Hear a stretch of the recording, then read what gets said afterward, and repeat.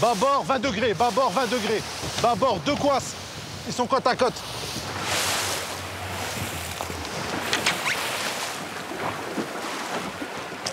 Hé, Banco, lève les mains. Bon, le pilote, lève les mains. Tiens, Banco, attrape ça. Tire. Voilà. Tire, tire. Tire fort. C'est bon, c'est bon. C'est bon, ça va. Hé, Tu l'attaches? Hein? Toi? Non, reste là. D'abord la bouenie. Toi, tu viens? Tu viens? Tire, tire sur la porte, tire. C'est bon. Assieds-toi là-bas. Mets-toi là-bas. Après 20 heures de traversée clandestine, Mets-toi debout, non, debout. le rêve de ces Comoriens sombre. Tiens, Banco, mets-toi à côté du petit là. Mets-toi à côté du petit là-bas. Donne-moi la petite. Il n'était plus qu'à 18 km des côtes françaises de Mayotte. Allez. Ah, t'as le pied cassé? Tiens, prends les jambes, toi. Prends les jambes. Des blessés qui veulent se faire soigner en France. Allez, mets les jambes, passe les jambes avant. Passe les jambes. D'autres qui fuient la misère et espèrent y trouver une vie meilleure. Mets-toi derrière la bouée, là. Attends. En tout, 31 personnes entassées dans ces petits bateaux de pêche qu'on appelle des kwassa-kwassa. Ils sont où, les enfants? Toi. 1, 2, 3, 4, 5. Chaque année, plus de 500 personnes périraient en mer en tentant cette traversée. La mer, ça pardonne pas. On a vu sur le Kwassa, il n'y a aucun gilet de sauvetage. Ils tombent à l'eau et on peut même les questionner. Vous allez voir qu'il y a peut-être 1 sur 4 qui sait nager et encore. Ils prennent énormément de risques. Chacun a déboursé 500 €, près de 3 fois le salaire moyen aux Comores. Vous êtes déjà venu à Mayotte? Combien de fois? 3 fois. Et à chaque fois, c'est la PAF qui t'attrape? Oui, c'est la PAF. Là, si on te renvoie aux Comores, si demain ou après-demain, tu dois retourner aux Comores, est-ce que tu reviendras? Non, c'est la C'est la première fois. C'est la première fois. Je suis obligé, j'ai tenté, j'ai pas le choix. Ok. J'ai pas le choix. Si j'ai un problème de dos, je souffre. Et tu iras voir le médecin, ok? Ils vont étudier ton dossier.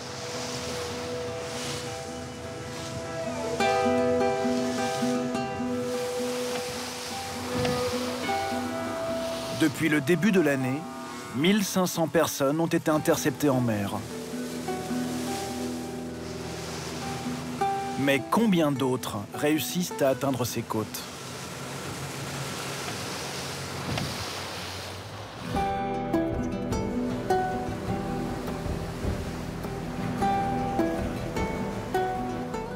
C'est un paradis tropical à 8000 km de Paris. Des forêts luxuriantes, des plages paradisiaques, l'un des plus beaux lagons du monde, où l'on peut nager au milieu des tortues.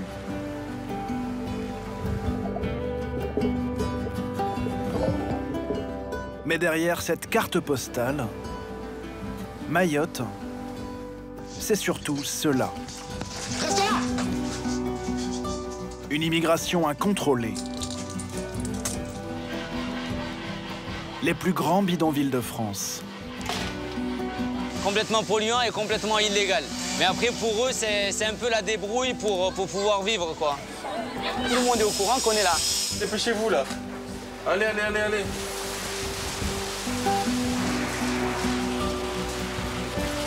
C'était la maison de ma mère. J'ai que 17 ans, faut que j'aille à l'école pour qu'on m'arrête. Et moi, je suis née ici, ça se fait pas, ça. Il y a un coffre, carrément. Va compter, viens. Va compter, viens. Pour le moment, celui qui a le problème, c'est toi. C'est pas moi qui héberge les gens en situation irrégulière. C'est toi qui profites. D'accord? Oh mon Dieu. Oh mon Dieu, vas-y, fonce. Des bandes de jeunes qui volent et font régner la terreur. Les chroniques, la mairie. Et tout ce qui vient avec, je suis sur la main. Je suis armé au coup de machette, je suis cagoulé, je peux pas me voir, je peux faire tout ce que je veux. Moi, ce que je veux, c'est de l'argent. Des barbares en culotte course, armés de machettes, de barres de fer, de cailloux. Quand dites-vous trop, c'est trop. Là, on va... Attends, ça caillasse. Pousse-toi. Ah, grenade, salouhal. Ouais, Abi. La boule au ventre, tout le temps on vit comme ça, tous les jours. Vous venez après la guerre. Pour mon île, je suis prêt à tout. Des Français de Mayotte au bord de l'insurrection. J'ai la haine, ça a dépassé la colère. Grand comme 2,5 fois l'île d'Oléron, Mayotte est le département le plus pauvre et le plus criminogène de France. Un territoire que la République a-t-elle perdu ?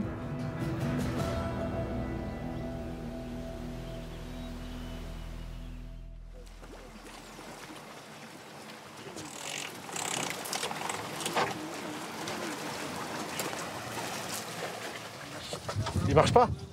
Attends, trop lourd pour moi. Hein. Tiens. Il marche pas du tout? Une fois à quai, tout est fait pour que ces migrants soient renvoyés le plus vite possible, selon une procédure unique sur le territoire français. Hop. Tiens, tu viens par là? Bueni. Première étape, recueillir les identités. Amida, comment? Et isoler les passeurs qui sont placés en garde à vue. C'est bon. Tiens, tu descends, tu vas aller voir mon collègue. Jugés pour aide à l'entrée illégale sur le territoire français, ils écoperont d'une peine de 6 mois de prison ferme. Hop. Ouais. Allez. Deuxième étape, le tri sanitaire. C'est là que tout va se jouer pour ces clandestins. Conformément à la loi, l'État ne peut expulser une personne souffrant de pathologies graves.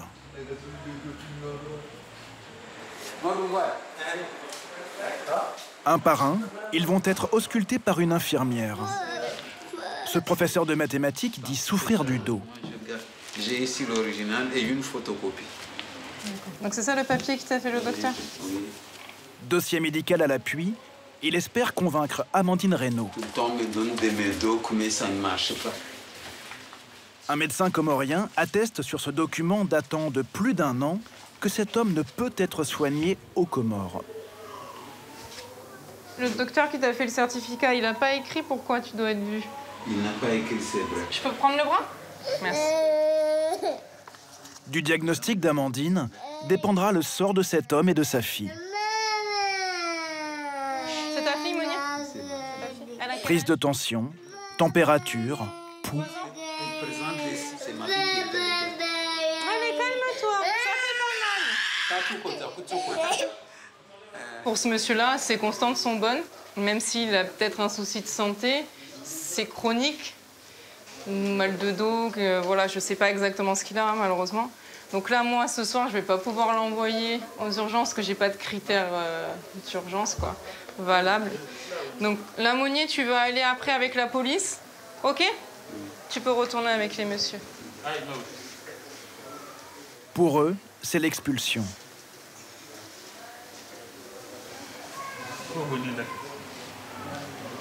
C'est triste, mais malheureusement, on peut pas sauver tout le monde, quoi. Et puis, c'est pas moi, petite infirmière à mon niveau, qui vais changer les choses, malheureusement, quoi. Voilà, cette madame, je vais la garder un petit peu avec moi, parce qu'elle a la tension élevée. Donc, des fois, ça peut être dû à la traversée, ou des fois, elle a peut-être de la tension de base, cette madame. Amandine va laisser cette dame de 70 ans se reposer avant de reprendre sa tension. Tiens, là, Bonnie. Pour d'autres, le diagnostic est bien plus grave. Voilà, donc là, vous voyez cette dame, il y a marqué qu'elle a un carcinome au niveau du sein gauche, avec des métastases. Cette dame de 45 ans a un cancer depuis 1 an. Faute de moyens aux Comores, elle n'aurait reçu aucun traitement adapté. Et un cancer, c'est un motif qui peut... Oui, ça, oui, par contre, oui. Et là, je vais vous demander de sortir. Je vais regarder quand même, parce que des fois, il peut y avoir des cancers avec des plaies. À la palpation, Amandine sent une masse importante, signe que le cancer est à un stade avancé. Oui, bonsoir, c'est l'infirmière du tri sanitaire. Elle sollicite l'avis du médecin régulateur du SAMU. Ok, elle avait d'autres problèmes de santé? Non, elle présente juste le néo du sein gauche. Ok, bon, on va y l'ambulance alors. Merci, au revoir. Passez une bonne soirée, au revoir. Ouais, au revoir. La tension de la vieille dame est redevenue normale. Et moi. Merci. Et moi. Voilà, ça fait mal au cœur, mais ça va, Coco. Allez. Merci. De rien. Voilà. C'est malheureusement triste, mais voilà. Moi, ça va s'arrêter là, quoi.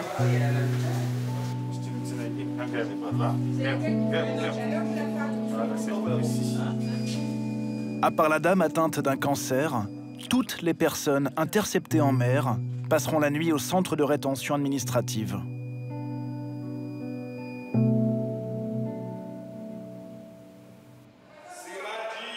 Le lendemain matin, le couperet tombe. On fait l'objet d'une obligation de quitter le territoire français. Retour express. Depuis un accord de 2018, l'Union des Comores accueille systématiquement tous ses ressortissants expulsés de Mayotte. Ces derniers peuvent tenter un recours auprès du juge des libertés, mais contrairement à ce qui se passe en métropole,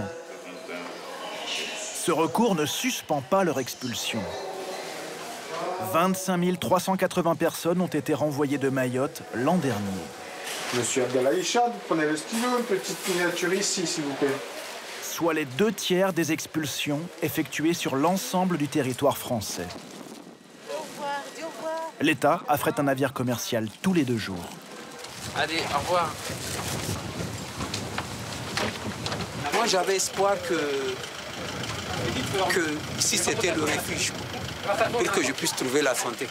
Mais là, on m'envoie comme si me dit militaire. Ça me fait très mal, sérieusement. Je ne tenterai plus, même si je vais mourir. D'autres reviendront dès les prochains jours.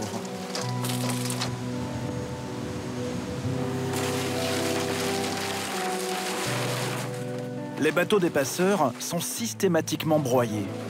Prix de cette destruction, 1 100 € par coque. Les expulsions coûteraient près de 50 millions d'euros par an à l'État français. La France verse aux Comores chaque année 150 millions d'euros pour l'aide au développement. Les relations entre Paris et l'Union des Comores ne sont pas simples. Situé entre l'Afrique et Madagascar, l'archipel des Comores est composé de 4 îles. En 1974, cette ancienne colonie française devient indépendante. Mais par référendum, Mayotte choisit de rester française. Les Comores ne reconnaissent toujours pas la souveraineté de Paris sur cette île, devenue le 101e département français. Un département avec sa préfecture,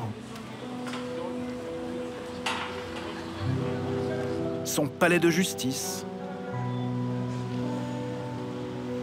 et son hôpital.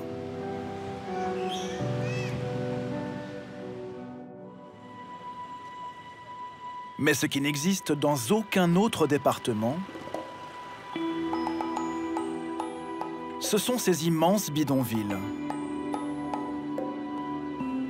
Dans ces maisons de tôle construites illégalement, qu'on appelle des bangas, vivent les Comoriens parvenus à accoster clandestinement. Ils représentent aujourd'hui la moitié de la population de l'île, estimée à 400 000 habitants.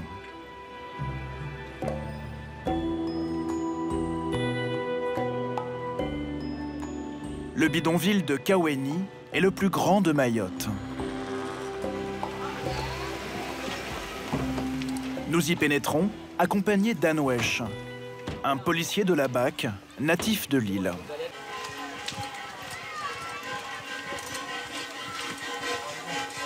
Donc là, voilà, usine à ciel ouvert de marmite. Ça travaille aussi là-bas.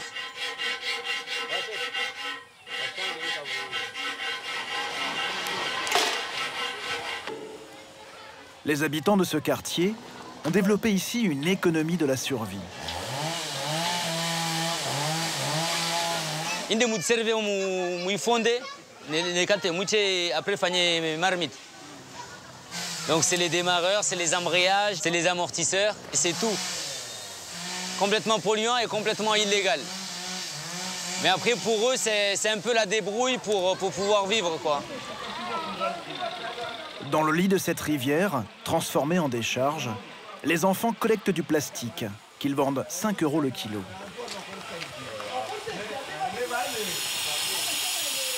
La ferraille, elle, est transformée en pic à brochette, 20 centimes l'unité. À l'exception de quelques branchements sauvages, il n'y a ni eau courante, ni électricité.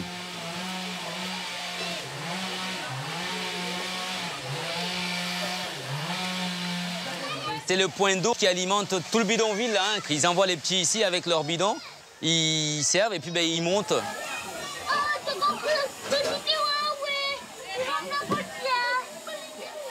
La plupart des adultes, sans papier, se sont cachés en voyant la police arriver. Et en fait, ces gamins, c'est pour donner l'alerte qu'on est là.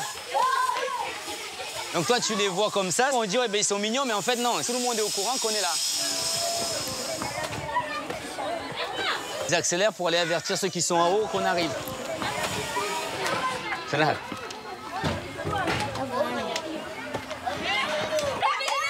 Et regarde, il prend le bébé.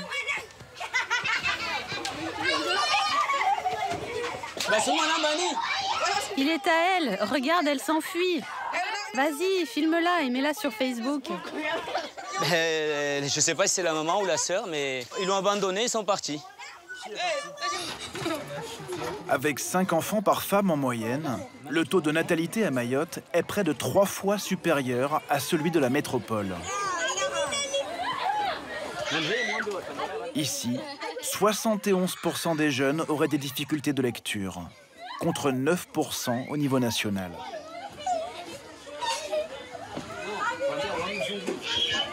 Beaucoup de ces enfants grandissent sans leurs parents.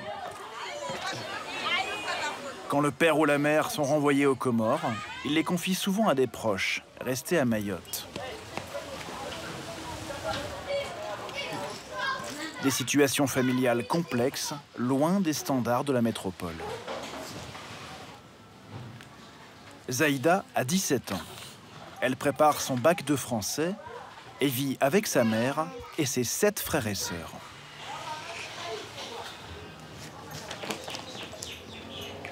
C'est difficile d'étudier dans ces conditions parce que des fois, j'ai des devoirs à faire, mais j'arrive pas à faire parce que mon téléphone n'a pas de batterie. Du coup, je peux pas utiliser le torche. Est-ce que c'est important pour toi l'école? Oui, c'est important parce que c'est mon avenir. Parce qu'il faut que j'étudie pour avoir un bon avenir plus tard et sortir ma mère de cet endroit. Ali, la maman, est arrivée en Kwassa il y a 22 ans. Expulsée il y a 2 ans, elle est revenue 1 semaine plus tard et vit toujours sans papier. Ses 8 enfants sont nés de 3 pères différents.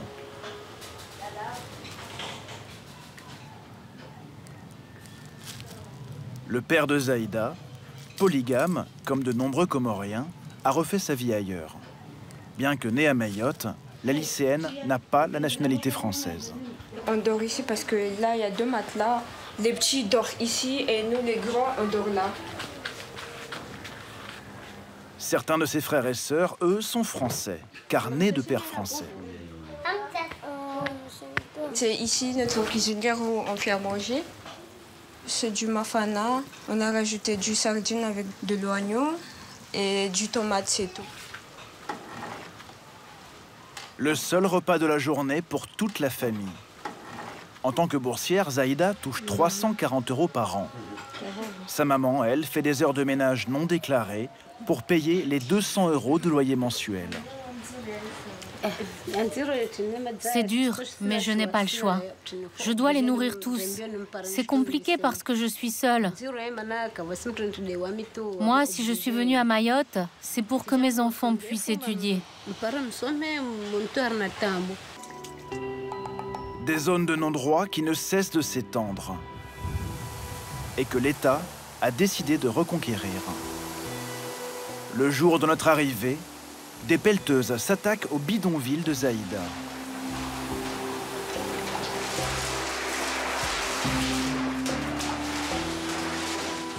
Ce matin-là est lancée la plus grande opération de destruction de Banga.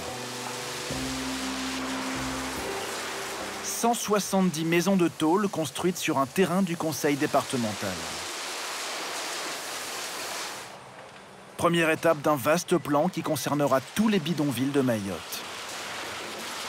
C'était la maison de ma mère. Ouais. 700 habitants sont concernés et ont été prévenus il y a plusieurs semaines. Ceux qui sont en situation illégale ont déjà fui. C'est bon, c'est checké, c'est vide. Les autres devront être relogés.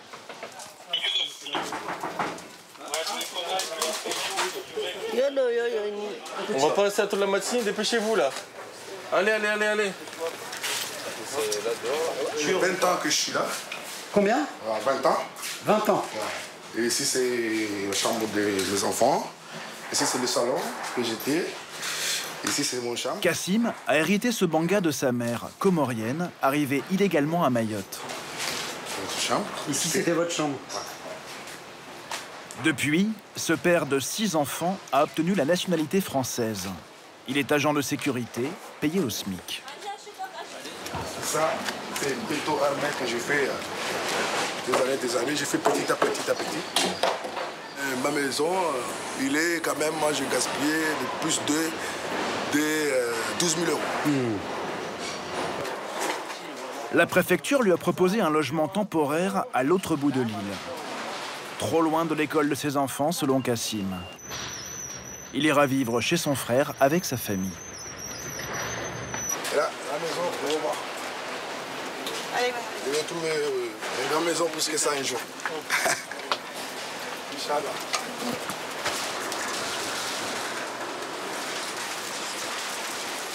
Certains risquent de perdre bien plus que leur maison. Ceux qui, comme ce jeune homme, n'ont pas de pièce d'identité sur eux.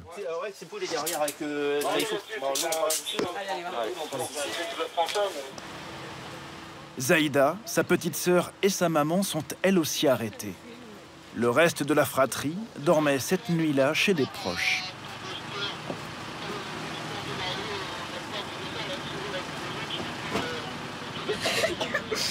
Moi, j'ai pas encore l'âge d'être arrêtée. J'ai que 17 ans, faut que j'aille à l'école. Pourquoi on m'arrête? Et moi, je suis née ici. Ça se fait pas, ça. On n'était pas au courant de ça, parce qu'on venait à peine d'aménager là. Vous saviez pas qu'il y aurait une opération ce matin? Non, je savais pas.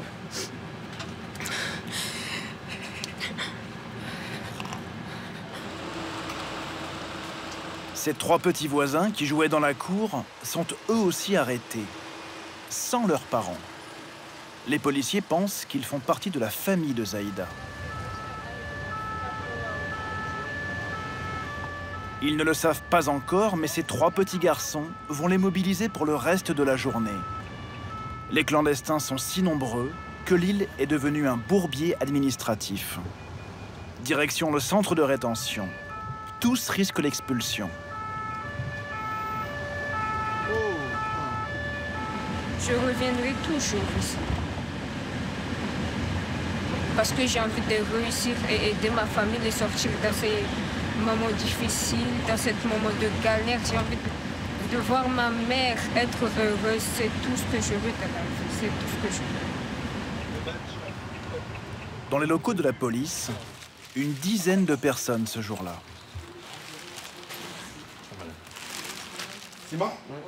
Dont ces 2 jeunes hommes, candidats volontaires au départ.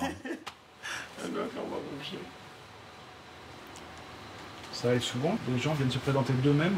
Ouais, c'est gratuit pour le retour. Karim Bakar, c'est ça? Possible qu'ils reviennent plus tard. Chaque année, 3000 Comoriens se servent ainsi des reconduites à la frontière comme d'un transport public entre les 2 îles. Vient le tour des 3 petits voisins. Comment il s'appelle ton frère, ton petit frère? Ils ont 5, 8 et 10 ans.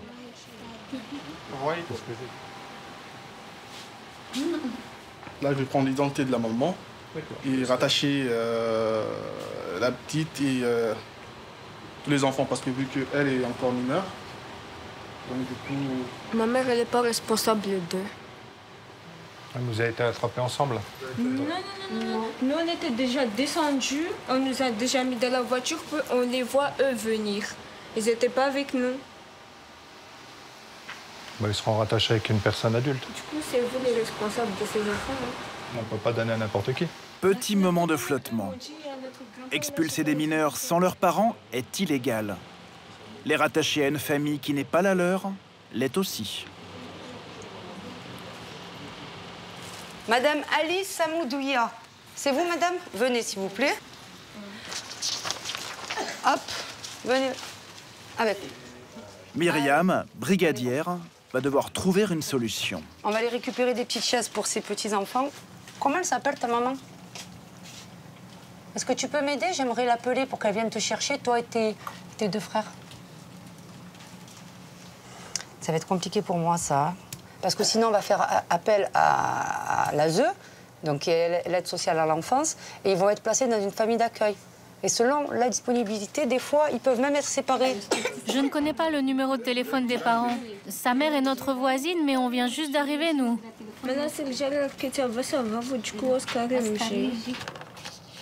Comment retrouver des parents sans papier, sans adresse, dans un bidonville où les noms de rue n'existent pas? Bonjour, je vous appelle concernant les 3 enfants qui ont été emmenés dans les locaux de la police. Heureusement, ce policier va réussir, grâce à ses contacts, à joindre la famille des enfants. Mohamed Rifaï. Une heure plus tard, c'est un oncle qui arrive. La mère, en situation irrégulière, n'a pas osé se présenter. En fait, je vais vérifier vos documents. D'accord? Je vais prendre la photocopie de votre pièce d'identité. Et à l'issue, si tout est bon, je vous remettrai les enfants à votre charge. D'accord? Donc j'ai 1, 2, 3 actes de naissance. Acte de naissance des enfants, certificat de scolarité, leurs identités sont enfin établies. Oui. Ok, parfait. Monsieur est en règle. Alors, t'as eu peur de te retrouver aux Comores? Non. On y va. Pour eux, l'histoire se termine bien. C'est parti. Au revoir, monsieur. Au revoir. Bon courage. Hein? Allez. Au revoir, les enfants. Mais chaque année, des mineurs interpellés à Mayotte sont expulsés aux Comores sans leurs parents. Une pratique pour laquelle l'État français a été condamné par la Cour européenne des droits de l'homme. Tous les espoirs de Zaïda reposent désormais sur les documents administratifs qu'un membre de la famille vient d'apporter. Et tu as le nom de... Il y a les actes de naissance des enfants avec le nom de la maman, Ali Samaouia. Et tu as Saïd Ampi, Angel.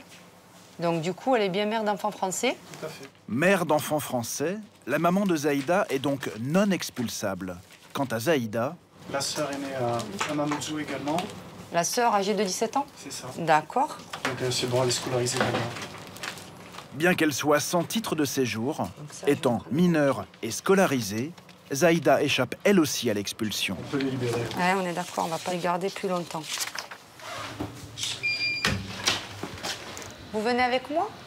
On vous libère. Récupère juste tes affaires. Ah, là tu souris, c'est bien.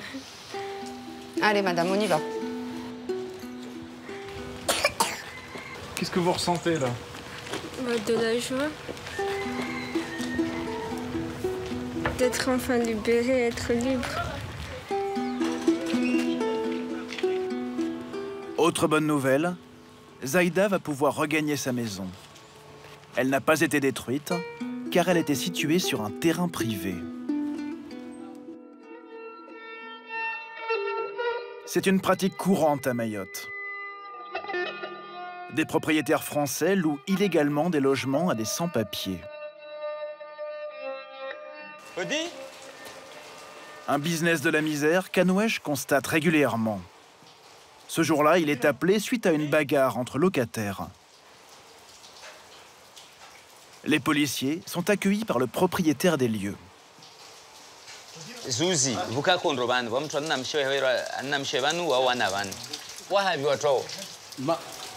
Ils sont au travail à cette heure-ci. Qui s'est battu?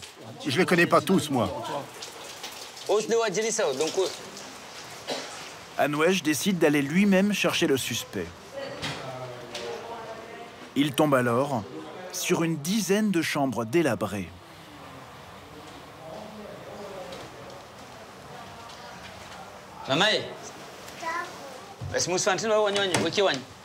Ils ont fui, en fait. Ils ont abandonné les enfants. Plusieurs familles de sans-papiers semblent être logées ici. J'enfile une chemise et j'arrive. Ok.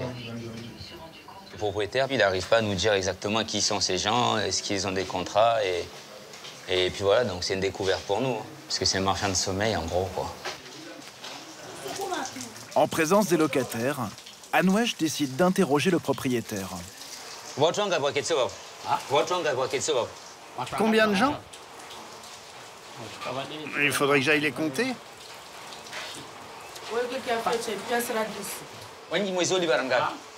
Je paye 100 €. 100 € la chambre. Ouais. C'est la même. Tu es arrivé quand? Depuis 2014 que j'habite ici. Dans la maison? Oui.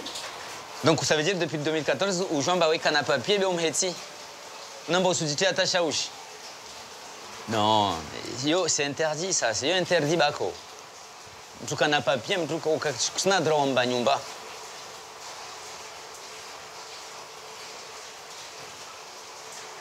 Donc, du coup, là, ce qui se passe, c'est que c'est le monsieur... Jérôme, officier de police judiciaire, va mener l'enquête. Ils n'ont pas d'identité, ils n'ont rien, en fait. Est-ce que vous déclarez imposé? Je déclare mes impôts normalement. Vous déclarez Oliba. Est-ce que vous déclarez Oliba? On ne peut pas, ils déclarent rien du tout. C'est des gens qui profitent tout simplement de la misère, à qui il ne faut pas faire de cadeaux, tout simplement. Tu lui dis qu'il est placé en garde à vue à partir de midi et 10. Jérôme va essayer de rassembler des preuves, notamment les revenus de ce business. Il y a un coffre carrément.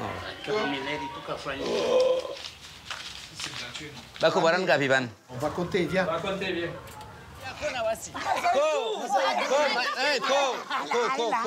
L'épouse du propriétaire semble victime d'une crise de nerfs. Qu'est-ce qui m'arrive?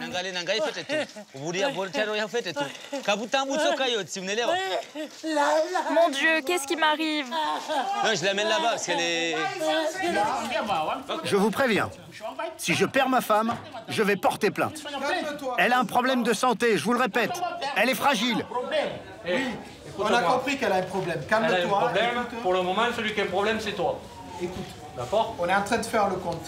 Alors attends. C'est pas moi qui fais un délit, c'est pas moi qui héberge les gens en situation irrégulière. On est bien d'accord? Oh! Par contre, c'est toi qui profites. D'accord? Ah, même à donner un tambour. Vas-y. 53, 54, 55, 56, 57. Il a dit qu'il vend des œufs. Ouais, ben ça doit être la vente des œufs. Il doit avoir les... C'est un sacré levage de poule, hein? Ça fait 4810. Il y avait en tout 22 locataires. Le propriétaire sera condamné à 66 000 € d'amende. 18 mois de prison avec sursis. L'enquête démontrera aussi que l'immeuble était construit sans permis sur un terrain appartenant au conseil départemental. À Mayotte, il y a ceux qui profitent de l'immigration et ceux qui ne la supportent plus. Lors de la dernière présidentielle, près de 60% d'électeurs ont voté pour Marine Le Pen.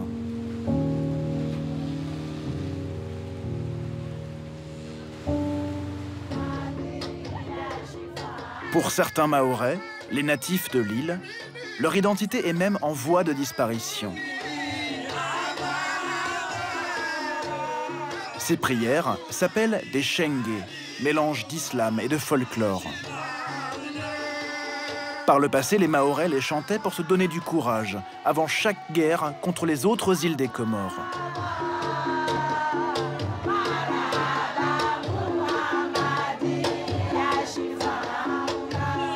Alors que les Chengués avaient pratiquement disparu, ils sont devenus hebdomadaires. À 43 ans, Safina Soula est aujourd'hui l'un des visages de cette colère.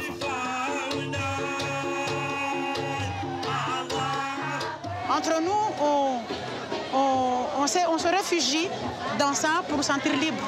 On fait partie d'une grande nation qui est la nation française et on est fiers de cela.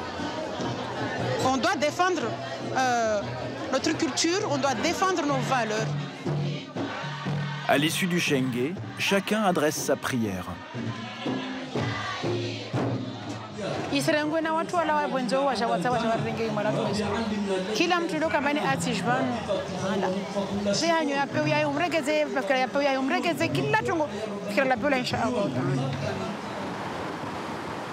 Safina est commerciale pour une société de semences. Elle est mariée, a des enfants, mais par peur de représailles, elle ne souhaite pas qu'on filme son domicile. Son combat n'est pas uniquement culturel. Elle se bat pour récupérer des terres agricoles familiales, accaparées illégalement selon elle par des Comoriens. Safina n'a jamais subi d'agression, mais elle préfère être accompagnée d'Imram, son voisin, et de Jamal, son neveu. La clôture, elle était là. Regarde ici, là, il y avait un gros poteau. Mais pourquoi il a fait ça? C'est pas chez lui, ça, là. Hein? C'est pas chez lui. Pourquoi ils ont lâché ma clôture? C'est vraiment des gens mal intentionnés qui veulent me faire partir d'ici, mais je ne leur ferai pas ce plaisir. J'ai fait cette clôture parce que tout simplement, tout ce que je sème ici, notamment des arbres fruitiers, ils les saccagent.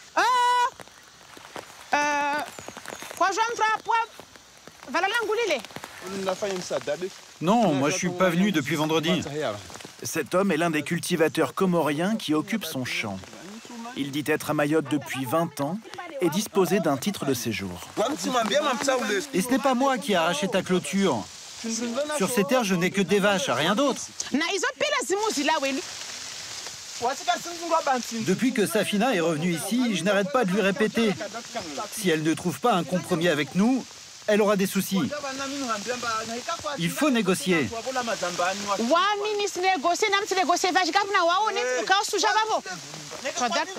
Les cultivateurs comoriens réclament plus de 2000 € pour partir.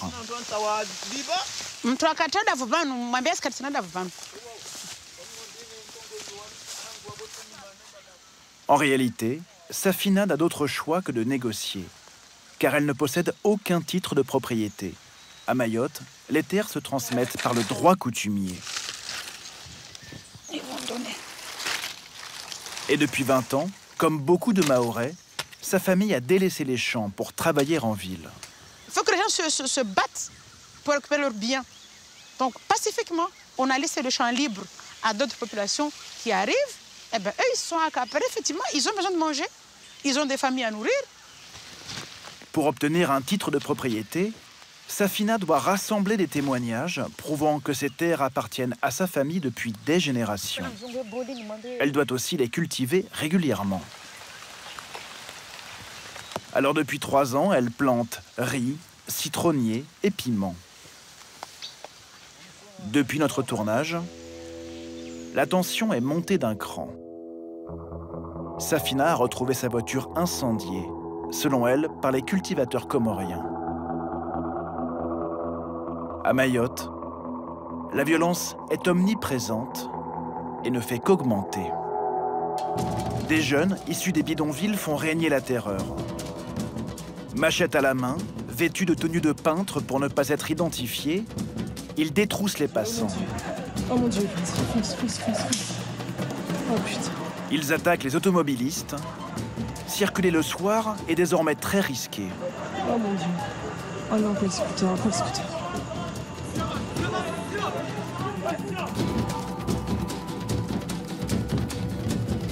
La plus dangereuse des routes de l'île est celle qui mène à Vaïbé. Un village cerné de Banga. Ils ont entre 15 et 22 ans.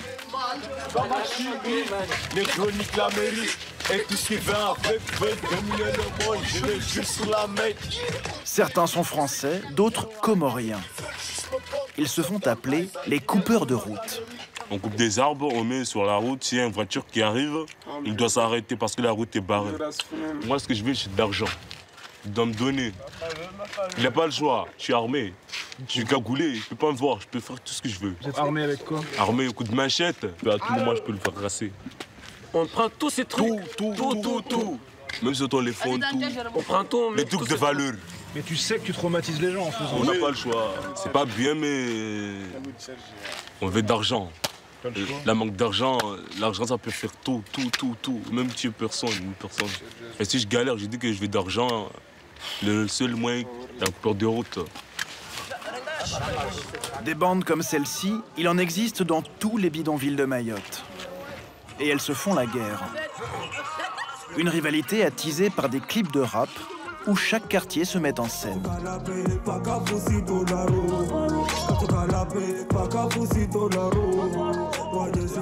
C'est quoi les paroles, vas-y? Ça sera pas la paix jusqu'à ce qu'on tue quelqu'un.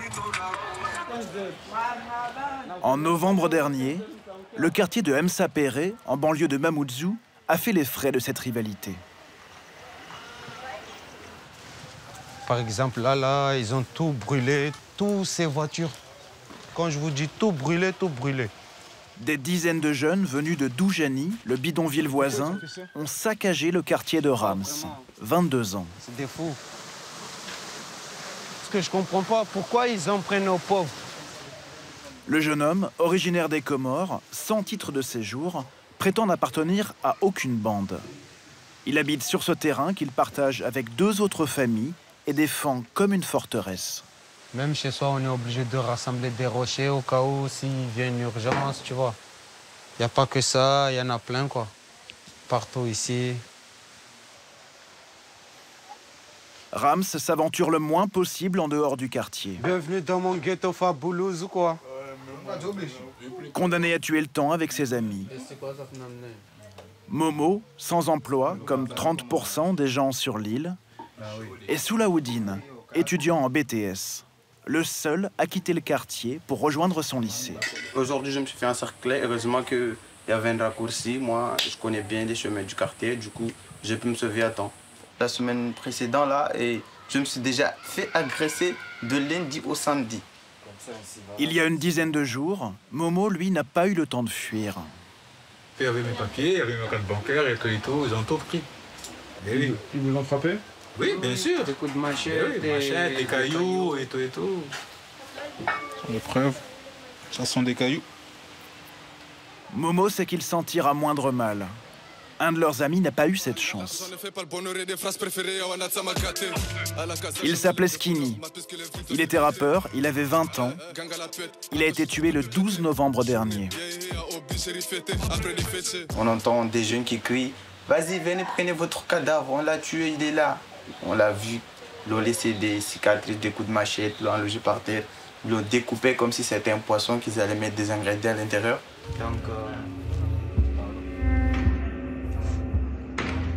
Dès le lendemain, la violence éclate entre quartiers rivaux. Pendant 2 semaines, l'île est à feu et à sang. Des hordes de jeunes démons qui se déplacent par centaines. À l'Assemblée nationale, Estelle Youssoufa, députée de Mayotte, appelle à l'aide. Des barbares en culottes courtes, de 12 à 13 ans, armés de machettes, de barres de fer, de cailloux, qui tuent, qui pillent, qui agressent, qui détruisent et sèment le chaos. Quand dites-vous trop, c'est trop. Le ministre de l'Intérieur annonce l'envoi du raid et fait lui-même le déplacement sur l'île. Aujourd'hui, les meurtriers de Skinny n'ont toujours pas été arrêtés. La violence, elle, reste quotidienne. Donc là, a priori, le conducteur serait blessé. Un bus scolaire vient d'être attaqué. Ils sont réfugiés au centre d'hébergement. On est toujours à l'affût parce que 16h à 17h30, sortie d'école, pour nous c'est synonyme de baston. Et les gamins ils se sont fait casser. Les gamins ils sont là, le chauffeur il est là, le monsieur est là, avec les gens qui sont déjà en bas là. En t-shirt jaune, le chauffeur du bus. Pour satisfaire un besoin naturel, il a laissé son véhicule et ses passagers au bord de la route. Après les rafts, et la pierre t'a touché où? Là et là. Selon les élèves, le chauffeur les a laissés au beau milieu d'un quartier rival.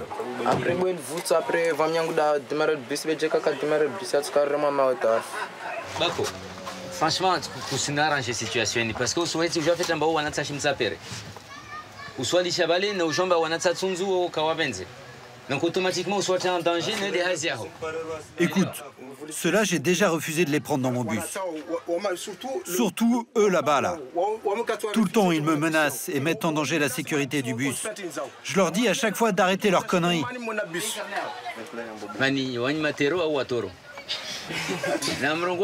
On appartient aux terroristes. Donc en fait, il y a deux camps qui s'affrontent, les Ouattoro et les terroristes. Donc eux, c'est les terroristes. Donc les terroristes se sont fait terroriser aujourd'hui. Voilà. Aucun jeune ne portera plainte. Avec des barres de fer et des pierres.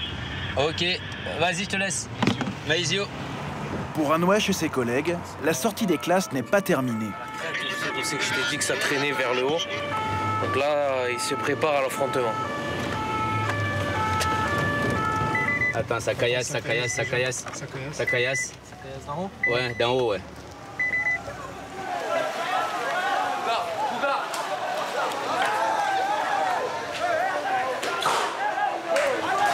L'eau, viens. Sur le chantier là-haut? Viens, l'eau, on a. On va essayer de les prendre. Couche-toi. Ah, Grenade Salohab. Wahabi. Wahab.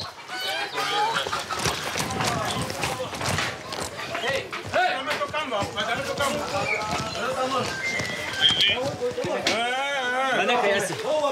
Manaka Yassi. لا الكل كمان الكل.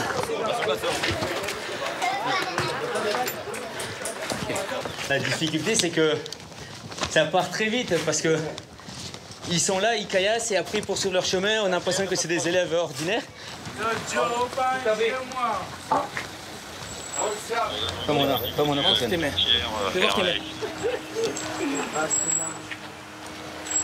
Pourquoi vous gardez les mains? Parce que les pavés, ça laisse des traces sur les mains.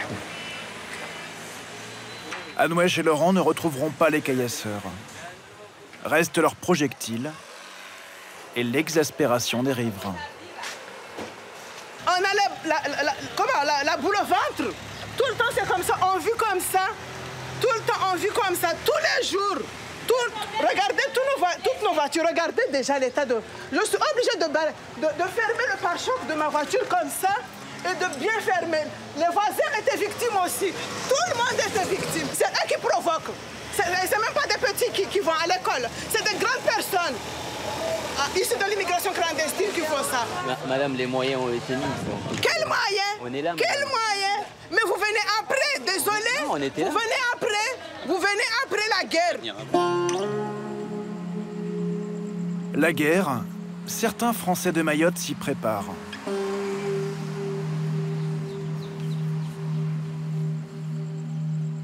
Cadre médical le jour, Carmelo traque à la nuit tombée les clandestins qui débarquent sur les plages. On est abandonnés. Vous êtes abandonné de qui? La France, les autorités. Ils nous disent oui, on fait notre travail, mais non. Tous les jours, on est là. On nous reçoit des coups de fil. On nous dit qu'il y a des Kwassa qui se débarquent ici dans ces zones. Tous les jours, j'ai la haine.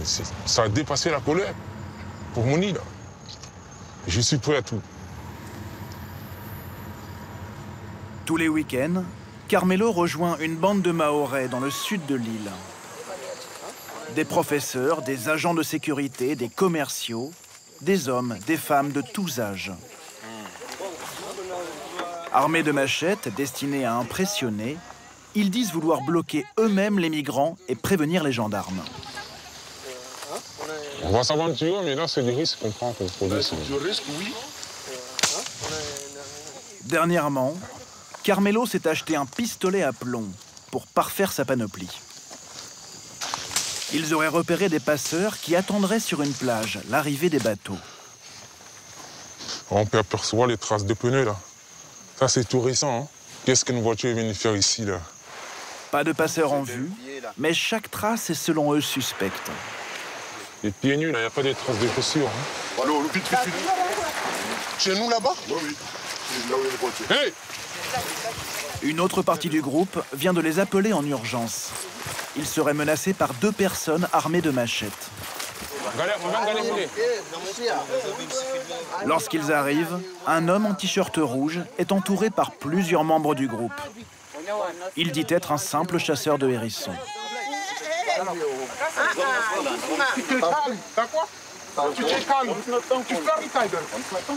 Non mais c'est ça votre problème. Vous me jugez à mon apparence.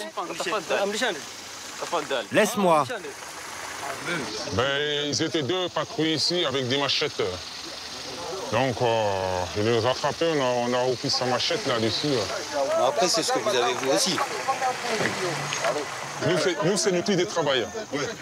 Chez nous, c'est notre outil de travail, mais eux, c'est pour nous attaquer avec ça, là. Finalement, l'homme sera relâché. Les patrouilles de ces justiciers autoproclamés ajoutent de la tension sur une île déjà au bord de l'explosion.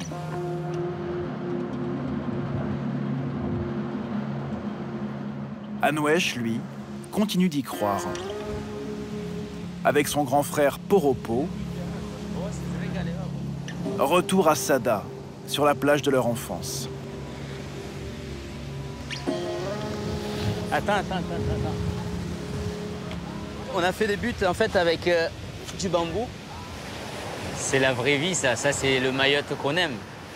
Quand on se lève le matin, on a envie de retrouver ça, voir les sourires des gamins, s'amuser.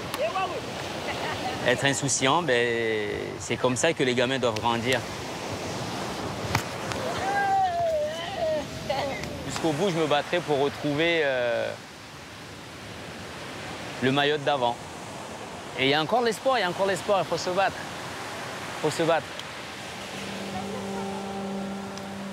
Dans les mois qui viennent, l'État français préparerait un plan sans précédent de reconduite aux frontières. Mais cette gestion sécuritaire est-elle suffisante pour régler tous les maux dont souffre Mayotte ?